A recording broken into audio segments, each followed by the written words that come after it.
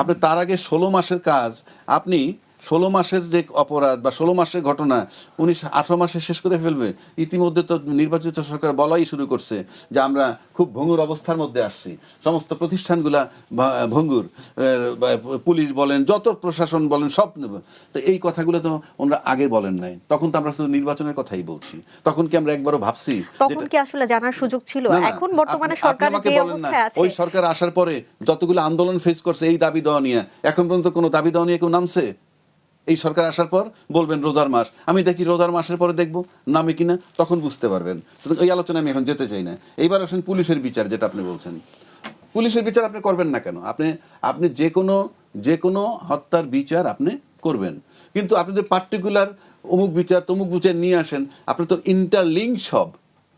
এই যে জুলাই আগস্টের ঘটনা, জুলাইয়ের ঘটনা থেকে শুরু হইতে হইতে হইতে হইতে সরকার অপসারণ হয়ে গেল, তারপরে পুলিশ হত্যার যে ঘটনাগুলা, এটা তো পুরা একটা সার্কেল। মানে কেন হইল সবটা আপনাকে বিবেচনায় নিতে হবে। আপনি খণ্ড একটা বিষয় নিয়ে যদি নেন যে মাহবুবেরে আমি ঘুষি মারলাম, আপনি এই ঘটনাটা নিয়ে নিলেন, কেন আমি তাকে ঘুষি মারলাম, তার পিছনের বিষয়টা কি, সেটাও আপনাকে একই সময় নিয়ে আসতে হবে। তাইলে আপনি ন্যায় বিচার পদ্ধতি, অবশ্যই আপনার সমস্ত হত্যার বিচার করা জরুরি।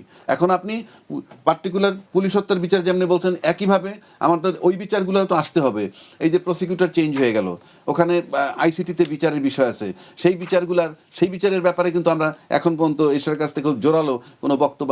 বিচার হবে এক জিনিস, যেমন আজকে প্রথম আলোতে কালকে গেল আমাদের হোম মিনিস্টার সাহেব, ফাইন, সুন্দর বক্তব্য রাখছেন যে এটা 2 মাসের মধ্যে পুলিশ রিপোর্ট দিতে হবে। এই যে এরকম 2 মাসের মধ্যে পুলিশ রিপোর্ট দিতে হবে, 2 মাসের মধ্যে পুলিশ হত্যার রিপোর্ট দিতে হবে, একইভাবে 2 মাসের মধ্যে আইসিটির পুলিশ রিপোর্ট দিতে হবে বা তদন্ত রিপোর্ট, এই একইভাবে সবগুলো চলুক, সেটাই আমাদের প্রত্যাশা।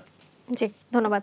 আমি আবারও জনাব মাহবুব আজিজের কাছে ফিরতে চাই। এই যে বাংলাদেশ ব্যাংকের গভর্নরকে আসলে যেভাবে বিদায় দেওয়া হলো, অনেকে এটিকে মব বলে আখ্যা দিচ্ছেন। এখন আপনার কাছে কি মনে হয়, এটি কি আসলে স্বাভাবিক বিদায় নাকি আসলেই মব? জি, ধন্যবাদ। আমি আসবো আপনার এই প্রসঙ্গে। তার আগে রাজ্জাকি ভাই যে প্রসঙ্গে কথা বললেন, সেখানে আমার একটু কয়েকটি কথা আছে। সেটি হচ্ছে যে অন্তর্বর্তীকালীন সরকার মাত্র গেল এবং তারা 17 বছরের ধারাবাহিকতায় ক্ষমতায় এসেছিল, এই জন্যে অন্তর্বর্তীকালীন সরকারের কোনো সমালোচনা করা যাবে না, এই কথার সাথে আমি একেবারেই একমত নই। আচ্ছা, আমি বলি নাই যে সমালোচনা করা যায়, আমি বলছি যে তারা তাদের চ্যাপ্টারটা ক্লোজ করে চলে গেছে, এবং সেই কিভাবে ক্লোজ করেছে সেটাই কথা বলতে হবে। ক্লোজ করেছে খুবই দায়সারা ভাবে এবং খুবই গণতন্ত্রহীনতা, দায়বদ্ধহীনতা এবং গোষ্ঠীবৃত্তির চূড়ান্ত রকমের প্রকাশ সেখানে আমরা দেখেছি যে মুক্ত চিন্তার উপরে আক্রমণ, গণমাধ্যমের উপরে আক্রমণ, এবং সেখানে তৎকালীন উপদেষ্টারা এখন গিয়ে নাকি কান্না কাচ্ছেন। তারা বলছেন তাদের সুন্দর সুন্দর বাংলায় শব্দ এখন আবার শুনতে পাচ্ছি, যে এই বাংলা শব্দগুলো আমরা 18 মাস শুনতে পারিনি। তখন তারা ওখানে দায়িত্বে বসে কি করেছেন? ডানপন্থাকে প্রশ্রয় দেওয়া ছাড়া, উগ্রবাদকে প্রশ্রয় দেওয়া ছাড়া। কার প্রশ্রয়ে 32 নম্বর ভাঙে এবং এভাবে বুলডোজার দিয়ে ভাঙে? তখন তারা করেছেন কি? তারা প্রত্যেকে কয়েকজন উপদেষ্টার সাক্ষাৎকারে শুনলাম যে আমি খুব দুঃখিত, আমি জানি আমি কি জবাবদিহি করবো, আমরা সারা রাত চেষ্টা করেছি। কি চেষ্টা আপনারা করেছেন? আপনারা যখন একটা উর্বর ভূমি বানিয়ে দেন যেখানে উগ্রবাদ আস্ফালন করতে পারে, তারপরে সেখানে ভাঙচুর হয়, তারপরে আপনি বলেন আমি কি করেছি। এখন আপনারা বিভিন্ন রকমের কান্নাকাটি করছেন। তো তখন আপনি পদত্যাগ করলেন না কেন, বা আপনি জানালেন না কেন যে এইরকম একটা ঘটনা ঘটছে? কোন সময়ে এরকম মুক্ত চিন্তার উপরে আঘাতটা আসে? ছায়ানটের উপরে হামলা, উদীচীর উপরে হামলা, কি হলো এই বিষয়গুলো? এবং সেখানে আমরা দেখলাম যে দেশ জুড়ে মুক্তিযুদ্ধের স্থাপনার উপরে হামলা, মাজারের উপরে হামলা। তখন এই প্রধান উপদেষ্টা কি করলেন? প্রধান উপদেষ্টা তো সবার আগে মবকে উস্কে দিয়েছিলেন। তিনি বলেছেন যে মব তো তোমার গ্রামেই আছে। এই কি বলে, মব না তো, ওই যে ফ্যাসিস্ট তো তোমার গ্রামেই আছে, আশেপাশে। মানে ফ্যাসিস্ট কারা? এই যে আপনি যারা ধরুন যে জুলাইয়ের হত্যাকাণ্ডের সঙ্গে জড়িত, শুরু থেকে আমরা অনেকেই বলছিলাম যে যারা জুলাইয়ের হত্যাকাণ্ডে জড়িত তাদেরকে চিহ্নিত করে বিচারের আওতায় আনুন, বাকিদেরকে আপনি অন্তর্ভুক্তিমূলক সমাজে একটা সুস্থ ধারার রাজনীতিতে আসতে দিন। তা না, আপনি সব সময় আপনি একটি বড় অংশকে, সমাজের বাইরের একটি বড় অংশকে রাজনীতির বাইরে রাখতে চাইলেন এবং সেই জায়গাতে জোর করে ডানপন্থাকে আপনি বিকশিত করতে চাইলেন। তার ফলাফল আমরা দেখছি জাতীয় সংসদে প্রধান বিরোধী দলকে, সাম্প্রদায়িক শক্তিকে, যা আমরা গত 70 বছর দেখিনি। সেখানে কিন্তু সাম্প্রদায়িক শক্তিকে আপনি প্রতিষ্ঠিত করে গেছেন। এবং আমরা যেই আলাপটা দিয়ে আজকে আলোচনা শুরু করলাম যে ইরানের এই যে ঘটনাগুলো, মধ্যপ্রাচ্যে বা ভাই যেটি বললেন যে যা যুদ্ধ হয়ে এক পাশে মুসলমানরা থাকে, এটা খুবই দুঃখজনক। এবং মুসলিমদের যে এই যুদ্ধের মধ্যে জড়িয়ে পড়তে হচ্ছে, আপনি দেখুন তাদের শাসন কারা করে। একজন 40 বছর ধরে লিবিয়ায়, ইরাকে, ইরানে, আফগানিস্তানে, পাকিস্তানে, এই পাকিস্তান 47-এর পর কখনোই কোনো সরকার, গণতান্ত্রিক সরকার 5 বছর টিকতে পারেনি। এই যে গণতন্ত্রের ব্যর্থতার কারণেই কিন্তু দেশগুলো ভুলুণ্ঠিত হচ্ছে।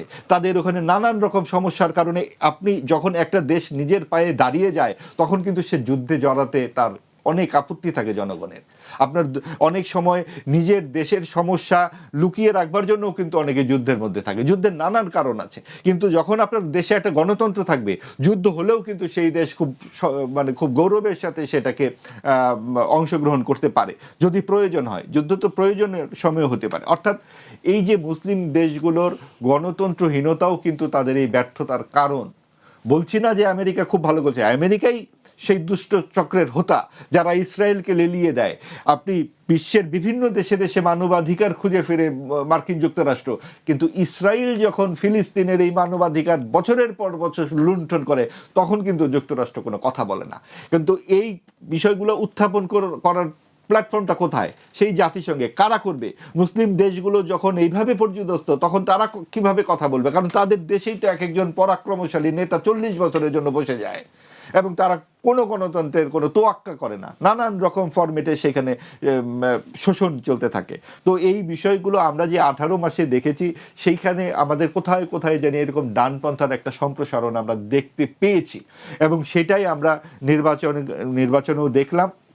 এবং আমরা খুব ইতিবাচকভাবে দেখছি যে বাংলাদেশের জনগণ শেষ পর্যন্ত কিন্তু সাম্প্রদায়িক শক্তির পক্ষে রায় দেয়নি। 2/3 আসনে বিজয়ী হয়ে যখন জাতীয়তাবাদী দল এই বাংলাদেশের রাষ্ট্র ক্ষমতায় এসেছে, তখন আমাদের কিছু প্রত্যাশা তাদের উপরে থাকেই।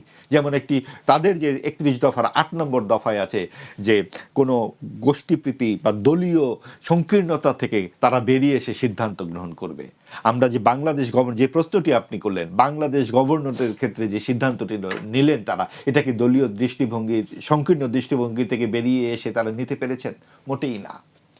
যেই গভর্নরকে তারা নিয়োগ দিলেন, দিতেই পারেন, নতুন একটি দল রাষ্ট্র ক্ষমতায় এসেছে, তারা তাদের পছন্দ মতো লোকজনকে বসাবে, কিন্তু অন্য 8-10টা ক্ষেত্রের মতো বাংলাদেশ ব্যাংক কিন্তু নয়। আপনি পুলিশের আইজিপিকে পরিবর্তন করতে পারেন, কিন্তু আপনি বাংলাদেশ ব্যাংক মানে কিন্তু একটি রাজনৈতিক সংগঠন নয়, বা একটা পেশাদারি, কেবলমাত্র একটা পেশা ভিত্তিক কোনো সংগঠন নয়। এটা কিন্তু পুরো রাষ্ট্রের অর্থনৈতিক কাঠামোকে তারা শৃঙ্খলার মধ্যে রাখার কাজে নিয়োজিত থাকেন। আপনি অন্তর্বর্তীকালীন সরকারের আমরা বহু সমালোচনা করলাম, ভবিষ্যতেও করব, কিন্তু যেটি ভালো সেটিকে ভালোও বলবো। অন্তর্বর্তীকালীন সরকারের নানান ব্যর্থতার মধ্যে যে কয়েকটি সাফল্য আছে, তার একটি বড় সাফল্য হচ্ছে দেশের অর্থনীতিকে তারা একটা স্থিতিশীলতার মধ্যে নিয়ে রাখবার চেষ্টা করেছিলেন। তখন ব্যাংক লুটপাট হয়নি, এবং এই আহসান এস মনসুর সাহেব কিন্তু একজন খুব গুরুত্বপূর্ণ অর্থনীতিবিদ, সারা বিশ্বজুড়ে তার সুনাম আছে। তার মতো একজন মানুষকে হঠাৎ করে দুপুর 2টার সময়, উনি জানেনও না, এইভাবে অফিস ত্যাগ করাটা প্রায় বলা যায় ঘাড়ে ধাক্কা দিয়ে বের করে দেওয়ার মতো অবস্থা। এটা কি ওনার প্রাপ্য? ওনাকে তো ভালোভাবে বললে উনি তো নিজেই রিজাইন করে চলে যেতেন, উনি ওনার লোকজনের কাছ থেকে বিদায় নিতে পারতেন। আমরা যখন গণতন্ত্রের পথে যাত্রা করেছি, গণতান্ত্রিক মানসিকতা কিন্তু অন্যকে সম্মান দেওয়া, মর্যাদা দেওয়া, প্রত্যেক মানুষের সম্মান আছে। এই জায়গাটিতে অবশ্যই বিএনপির নেতৃবৃন্দের কিছুটা ভুল হয়েছে। মাত্রই তারা দায়িত্বে এসেছেন, এর চেয়ে বেশি কঠোর ভাষায় সমালোচনা করা এখন ঠিক হবে না। এখনও তারা হানিমুন পিরিয়ডে আছেন, কিন্তু এই হানিমুন পিরিয়ডে এই সিদ্ধান্তটি অবশ্যই গণতান্ত্রিক হয়নি, এবং দলীয় দৃষ্টিভঙ্গি থেকে করা হয়েছে, এবং যার জায়গায় দেওয়া হয়েছে, দুজনকে তুলনামূলক বিচার করলে যিনি দায়িত্ব পেয়েছেন তিনি একেবারে এই কাজে আপাতভাবে বাইরে থেকে দেখলে যোগ্য মনে হচ্ছে না। কিন্তু নিশ্চয়ই বিএনপি নেতৃবৃন্দ তাকে বুঝিয়ে শুনিয়ে দিয়েছেন, কিন্তু একটি মাত্র ব্যাখ্যাও তারা দেননি। এটাও কিন্তু একটি গণতান্ত্রিক সরকারের কাছ থেকে আমরা ঠিক এই আচরণটা খুব গ্রহণযোগ্য মনে হচ্ছে না। তারা কি কারণে গভর্নরকে সরালেন, কি কারণে একজন গার্মেন্টস ব্যবসায়ীকে এই দায়িত্ব দিলেন, এটার একটা সরকারি ব্যাখ্যা কিন্তু দরকার ছিল। আমরা বিগত অন্তর্বর্তীকালীন সরকারের অনেক সমালোচনার পাশাপাশি সেটাও দেখেছি, যাই হোক না কিন্তু প্রেস সচিব, প্রেস উইং থেকে একটা বক্তব্য দেওয়া হতো, সেই জায়গাটি এখানে অনুপস্থিত। অন্তত বাংলাদেশের ইতিহাস যদি আমরা দেখি, সেই জায়গা থেকেও তো এটি বেশ স্বাভাবিক যে সরকার যখন আসবে, একটি নির্বাচিত সরকার যখন আসবে, সে তার পছন্দের লোককেই তার পছন্দের অবস্থানে বসাবে। হ্যাঁ, সেই পছন্দের লোক যদি করেন তাহলে তারাই তো শুধু দেশে থাকবেন, আর কোনো মানুষজনকে থাকবে না। এটার জন্যই তো এত মানুষের রক্ত দেওয়া, এটার জন্যই তো এত বিপুল ভোট তাকে দেওয়া হলো। পছন্দের মানুষ অবশ্যই তারা নেবেন, কিন্তু তার একটা প্রক্রিয়া থাকবে। তো বাংলাদেশ ব্যাংকের গভর্নর যিনি ছিলেন, তিনি অপছন্দের যদি হয়েও থাকেন, তাকে যেই প্রক্রিয়ায় সরানো হয়েছে সেটা খুব শোভন হয়নি, এটুকুই বলবার।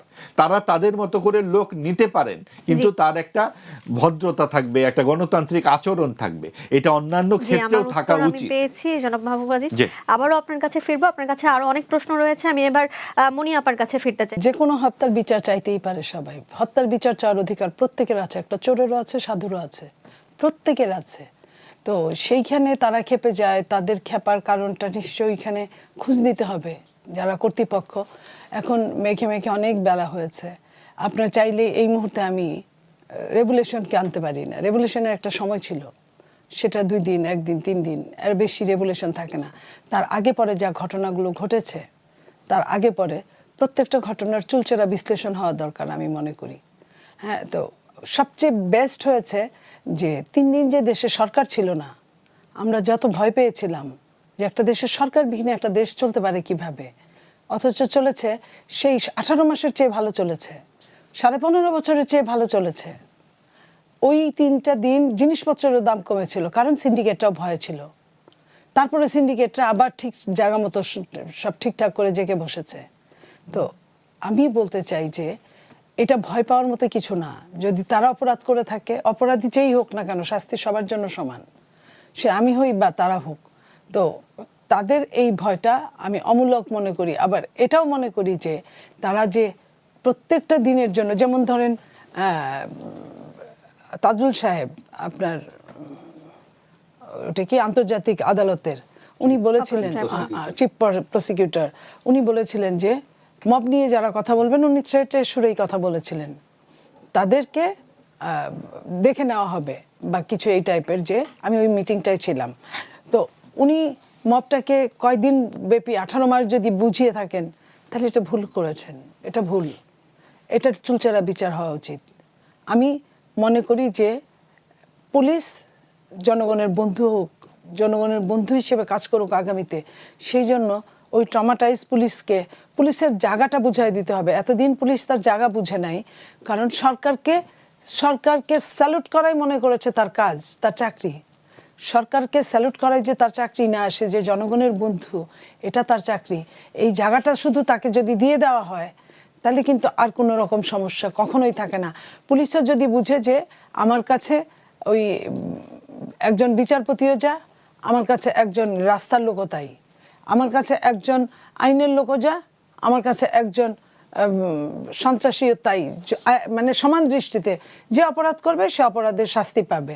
সেই শাস্তিটা তাকে ওই জায়গাটা আপনার ক্লিয়ার করে দেওয়ার জন্য তার সাথে কথা বলা উচিত, তার সাথে সেমিনার করা উচিত।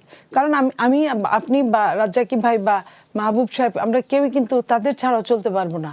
আইন শৃঙ্খলা তাদের হাতেই, তারা পারে না, এটাও কিন্তু ঠিক না। কারণ আমরা নির্বাচনের দিনে দেখেছি আমরা যতটা ভয় পেয়েছিলাম, সত্যি কথা বলি, আমরা ভয় পেয়েছিলাম যে নির্বাচনে অনেক কিছু ঘটতে পারে, কিন্তু অনেক কিছু ঘটে নাই।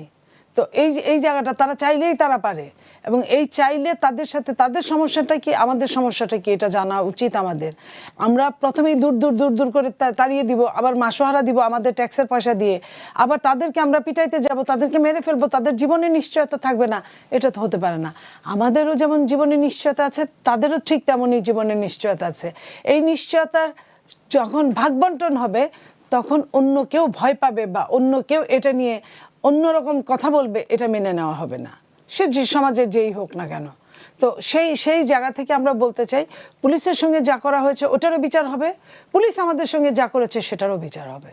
আপা, পুলিশ বাহিনী নিয়ে যেহেতু কথা বলছিলাম, একটু বলে রাখি যে এই যে পুলিশের অভ্যুত্থানে যে অবদান বা যেই আসলে যেই বিষয় নিয়ে তাদের পোশাক পরিবর্তন করা হয়েছে, তাদের অতীতকে ঝাপসা করতে বলা হচ্ছে, সেই পোশাক পরিবর্তনকে তারা বললেন যে তাদের সাথে আলোচনা করা হয়নি বা তাদের মন মতো পোশাক হয়নি, সেই পোশাক পরিবর্তন করে আবার আগের পোশাকে ফিরে যাওয়ার একটি কথা চলছে। বা আমি কিন্তু তাই মনে করি। কেন জানেন, আপনি নিজে তাকায় দেখেন, এখানে আমরা 4 জন আছি, কারো বিবেক দিয়ে যদি বলতে পারে যে ওইটা কোনো পোশাকের রং হলো কিনা, বরং সে যে পুলিশ এটাই তো মনে হয় না, রাস্তায় যে দাঁড়ায় ধূসরের সঙ্গে ধূসরে একাকার হয়ে যায়। তো একটা পুলিশের যদি চকচকে একটা ড্রেস থাকে, দূর থেকে যদি বোঝা যায় যে হ্যাঁ নীল, সবুজ কিংবা লাল যাই হোক না কেন, মেরুন, তাকে বোঝা যাচ্ছে সে পুলিশ, সে আমার কাজ করবে। আমি ধূসরে খুঁজতে খুঁজতে তো হয়রান হয়ে যাব। এমন প্রতিক্রিয়া তো আসলে এই ধরনের পোশাক, এটা হলো ইনকাম করার একটা সুযোগ নিয়েছে, আর কিছুই না। এই অন্তর্বর্তীকালীন সরকার যেভাবেই তারা বলুক না কেন, ইনকামে কিন্তু তারা স্বৈরাচার ফ্যাসিস্টের চেয়েও ফার্স্ট। কারণ যে ধরনের অভিযোগ আসছে, দুদকে যে ধরনের অ্যাপ্লিকেশন জমা পড়ছে, যে ধরনের কথা এক এক উপদেষ্টা সম্পর্কে আসছে, তাদের বয়স মাত্র 17 মাস বা 18 মাস। এই 17-18 মাসে তারা যে হাজার হাজার কোটি টাকার গল্প শোনা যাচ্ছে, সেই হিসেবে তো তাহলে আমি বলবো ফ্যাসিস্ট কিছুই না। তো এই যে তারা এই কাজটা করলো, পুলিশের পোশাক একদম 3 বাহিনীর পোশাক পরবে। হ্যাঁ, কোন ফ্যাসিস্টের কথা বলতে চাচ্ছেন? আমি ঠিক আপনার ইমিডিয়েট ফ্যাসিস্ট, যেটা 15.5 বছর যারা ক্ষমতা ইউটিলাইজ করেছে, যারা এই ইন্টারিমের আগে ছিল, যাদেরকে এই দেশ থেকে বিতাড়িত করা হয়েছে, আমি তাদের কথা বলছি। যারা লক্ষ লক্ষ কোটি টাকা বিদেশ পাচার করেছে, আমি তাদের কথা বলছি। আপনি 15.5 বছরকে ভাগ করেন না লক্ষ হাজার কোটি টাকা দিয়ে, তা ভাগে কতটুক পড়ে? আর 17 মাসকে ভাগ করেন না, আপনি কতটা পড়ে? তারা কেন পুলিশ, তারা এটা করতে পারে না, পুলিশের এই রং চেঞ্জ করতে পারে না। পারলেও আপনার সমাজের বিভিন্ন শ্রেণী, যেহেতু সংসদ ছিল না, তাদেরকে নিয়ে বসা দরকার ছিল। তারা এত দল নিয়ে তারা সংস্কার করলো 1 বছর 1.5 বছর, তারা কেন ওই সংস্কারের মধ্যে তুলল না যে আমরা পুলিশের পোশাক পরিবর্তন করতে চাই, আমরা আনসারের পোশাক পরিবর্তন করতে চাই? তো তারা কেন আমরা বিজিবির পোশাক পরিবর্তন করতে চাই, তারা কেন এই কথাগুলো বললো না? এবং সেইখানে কেন একটা ডিসিশন হলো না? ওইখানে ডিসিশন হলে কি হতো? ওইখানে বিএনপি ছিল, ওইখানে জামাত ছিল, ওইখানে বাম ছিল, ডান ছিল, এনসিপি ছিল, সবাই ছিল। তো ওদের মধ্যে থেকে আসতো। তারা হুট করে এইসব করার কে? তাদের তো এইসব করার সুযোগ দেওয়ার কোনো সুযোগ ছিল না, তাদের তো এত ক্ষমতা দেখানোর কোনো অবস্থা ছিল না। তারা কেন যেখানে যা করার না সেটা করেছে, আর যেখানে যা করার সেটা করে নাই? অস্ত্র উদ্ধার করা তাদের কাজ, সেটা করে নাই। মব বন্ধ করা তাদের কাজ, সেটা করে নাই। আপনার সন্ত্রাসী কার্যক্রমের বিচার করার তাদের কাজ, সেটা করে নাই। আইনের অনুশাসন প্রত্যেকের জন্য সমান, সেটা করে নাই। তো তারাও কিন্তু সাংবাদিকদেরকে আপনার জেল জুলুম হুলিয়ার মধ্যে ঢুকিয়েছে। আমার কথা, একটা সাংবাদিক বা একজন রাজনৈতিক নেতা তার মনের ভাব প্রকাশ করবে, এই কথাই তো তারা বলে যে আগে 15.5 বছর করতে পারে নাই বলেই আমরা এসেছি। তাহলে সে কেন তার মনের ভাব প্রকাশ করতে পারবে না? 32 ভাঙা হয়েছে, সে কেন বলতে পারবে না? বলুক না। 32-এর পক্ষে একটা লোক থাকলে ক্ষতি কি আমার? বলুক। বরং 32-কে কথা বলতে না দিয়ে, 32-এর নাম না নিতে দিয়ে হয়েছে কি, 32-কে আপনারা একদম এত উপরে উঠায় ফেলছেন যে এখন 32 আবার চিন্তা করছে। সাধারণভাবে ধরেন জাতীয় পার্টির মতো ধরতেন, একটা সিটও পাইতো না, একটা সিটও পাইতো না। জনগণই বিচার করতো কারে ভোট দেওয়া যাবে, কারো ভোট দেওয়া যাবে না। যে এটা জাতীয় পার্টি কি হলো? কতগুলা তারা 273টা না কতটা তারা নমিনেশন দিয়েছে, একজন কোথাও পাশ করে নাই। এটাই হতো। বরং আওয়ামী লীগকে মানে খুব ভালো রাখার জন্য একটা 32-এর মতো কয় কোটি টাকার জিনিস ছিল। হ্যাঁ, এটার ভ্যালুস অনেক বেশি, মেন্টাল ভ্যালুস অনেক বেশি, কিন্তু বাহ্যিক কয় কোটি টাকার জিনিস ছিল? 2 কোটি, 5 কোটি, 7 কোটি, 2 তলা 3 তলা একটা বিল্ডিং ছিল, আর কিছু পরিত্যক্ত জিনিস, যেটা শেখ মুজিবুর রহমান সাহেবের পরিত্যক্ত জিনিস ছিল, সেটার দাম আমি ওইটার দাম বলতে চাই না, মূল্য হিসাব সেটি আসলে। কিন্তু আমি যারা ভেঙেছে তারা কি করে? একটা ইটও রাখবে না, এই কথা বলে ভেঙেছে। এবং সেই সময় আপনার পাইলো কোথা থেকে? এই যে বুলডোজার পেলো কোথা থেকে? সরকারের যদি সে না থাকতো তাহলে কিভাবে পেত? একটা 32 ভাঙার জন্য যত তারা ইম্পর্টেন্সি দিয়েছে, একটা অস্ত্র উদ্ধারের জন্য তারা দেয় নাই। তাদের নিজস্ব, তাদের উপদেষ্টা নিজে বলেছে 5 তারিখে যদি স্বাধীন না হতো, 6 তারিখে সশস্ত্র অবস্থায় নামতো। এই সশস্ত্রের অস্ত্রটা কোথা থেকে আসতো? কোথায় পেল? সেই অস্ত্রটা গেল কোথায়? এই কথাটা কি একবার জিজ্ঞেস করেছে? আমি ধরলাম যে উপদেষ্টা থাকাকালীন জিজ্ঞেস করতে পারে না, উপদেষ্টার থেকে রিজাইন নেওয়ার পরে জিজ্ঞেস করেছে কিনা? তারপরেও তো 6 মাস তারা ছিল, 5 মাস তারা ছিল, তারা তো তখনও জিজ্ঞেস করে নাই। তো সেইখানে আমরা তাদেরকে কিভাবে বলবো যে তারা দেশের মঙ্গলের জন্য শুধু কাজ করেছে? তাদের এই সময়টার জন্য তাদেরকে ধরা যাবে না?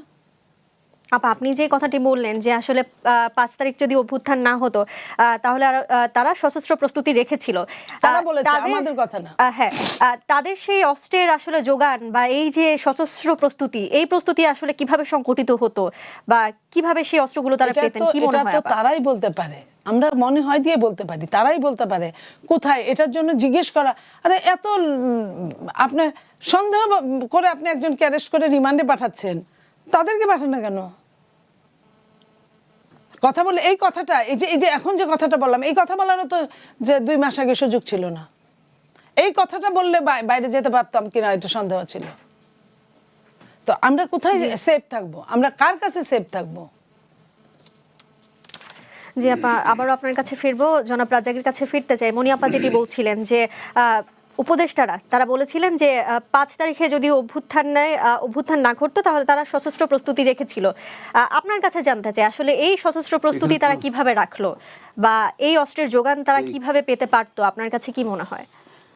আচ্ছা, এইটা যদি আগে বলি শুরু, এটা হলো 5 তারিখ যদি না হইতো তাহলে 6 তারিখ অস্ত্র নিয়ে নামতো, এটা আমি জানি, বলছে এই সম্ভবত আসিফ মাহমুদ বলছে। কিন্তু 5 তারিখ যেহেতু ঘটনা শেষ হয়ে গেছে, 6 তারিখ নাম তো কেমনে, আমি কেমনে বলবো? আমার উত্তরটা দেন, আমি কিভাবে বলবো?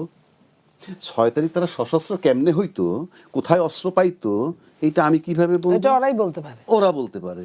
আর 5 তারিখে পর্ব শেষ, সুতরাং আমি এই বিষয়ে কিছু বলতে চাই না। কতগুলো বিষয় আনছে আপা, অনেকগুলা কথা বলছে। আচ্ছা, তাহলে অন্য প্রশ্নে যেতে চাই। আমি একটু জবাব দিচ্ছি। সেগুলো ধরেই আমি এগোতে চাই। জনাব মাহবুব আজিজ কিছুক্ষণ আগে বলছিলেন যে অন্তর্বর্তী সরকারের অনেক ভালো ভালো দিক রয়েছে। তিনি এটাও বলেছেন যে অর্থনীতিকে স্থিতিশীল রাখার জন্য অন্তর্বর্তী সরকার অবদান রেখেছে এবং আপা কিছু